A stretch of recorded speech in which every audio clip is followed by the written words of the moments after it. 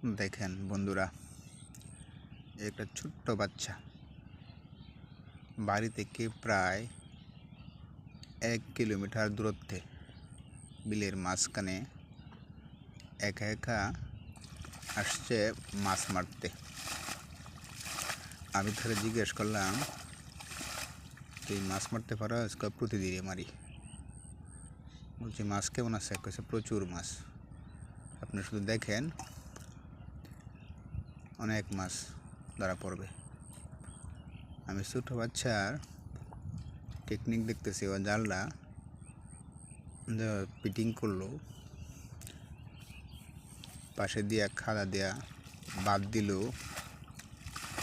ভাবতেছি ও তাহলে আসলেই মাছ মেরে অভ্যস্ত, অ্যাভেলেবেল আসে, যার জন্য সে এটা